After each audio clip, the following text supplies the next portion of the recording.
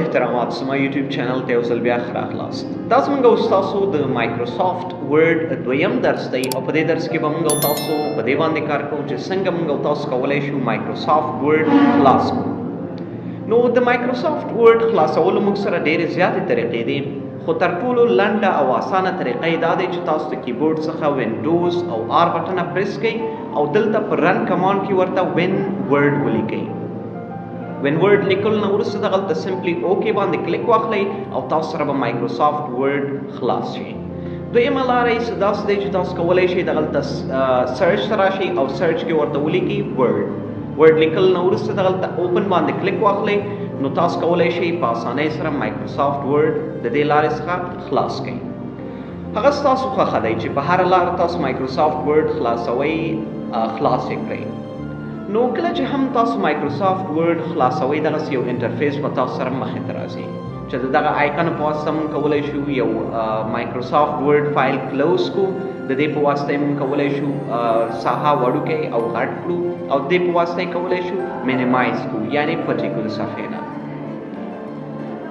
او بل موږ سره دغه خوا کې د نیو په نوم یو آپشن دی چې دلته موږ کولی شو یو نوی صفحه واخلو، که چیرې هغه یو بلانک ډاکومنټ وي یا کوم ټمپلیټ وي موږ کولی شو ترېنه استفاده وکړو. مختلف رقمه ټمپلیټونه موږ سره دلته موجود دي چې هر یو ستاسو خوښه وي کولی شئ دلته پې کلیک واخلئ او استفاده ترېنه وکړئ. او دغلته ریسنټ کې موږ سره هغه فایلونه ښایي کوم چې موږ ریسنټلی په مایکروسافټ ورډ کې اوپن کړی واوسي. نو که چیرې دا هم خلاصول غواړئ سمپلی یو کلیک پې واخلئ، همدغه مخکینی فایل چې کوم تاسو خلاص کړی و دا به تاسو سره خلاصیږي. دغلته یې د دې ډیټ هم لیکلی وي چې دا په کوم وخت کې تاسو اوپن کړی دی. بل دغلته یو آپشن دی موږ سره د پینټ په نوم، دلته کولی شئ اکثره فایلونه چې تاسو ډېر زیات استعمالوئ دغلته یې کولی شئ پین کړئ، چې هر وخت ستاسو ضرورت وي دغلته راشئ پینټ ته او کولی شئ ترېنه استفاده وکړئ. د پین کولو طریقه یې ډېره اسانه ده، دغلته په دې آیکن باندې به یو ځلې کلیک اخلئ دا هغه به تاسو سره پین کېږي. اوس که چیرې تاسو پینټ ته راشئ وټ از کمپیوټر په نوم چې کوم ورډ فایل دی دا به دلته موږ سره راغلی اوسي، او که چیرې بیرته یې انپین کوئ نو په همدغه آیکن باندې دوباره کلیک واخلئ دا به تاسو سره انپین شي.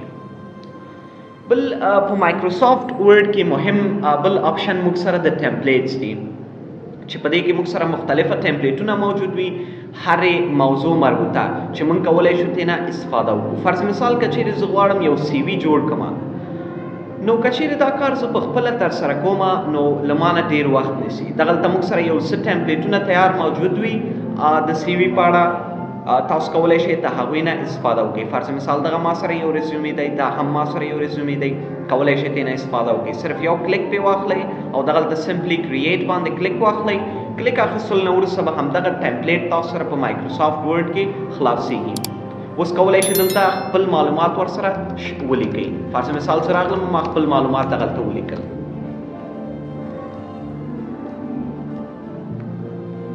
همداسې کولی شئ لاندې هم چینجز راوړئ، ابجیکټیو کې یا ایکسپیرینس کې ټول کولی شئ دې ځای کې چینج کړئ. یا کولی شئ خپل ایمیل دلته ولیکئ، خپل موبایل شمیره ولیکئ، ټول کارونه تاسو کولی شئ دلته ترسره کړئ. یا هم موږ سره په مایکروسافټ ورډ کې نور ټمپلیټونه هم موجود وي چې هغوی نه هم موږ کولی شو استفاده وکړو په ټمپلیټس کې. که چیرې تاسو سره انټرنیټ کنیکشن وي نو کولی شئ دغلته سرچ هم کوئ چې هر رقم ټمپلیټ ستاسو په کار و دغلته سمپلی سرچ کوئ دا به تاسو سره راځي.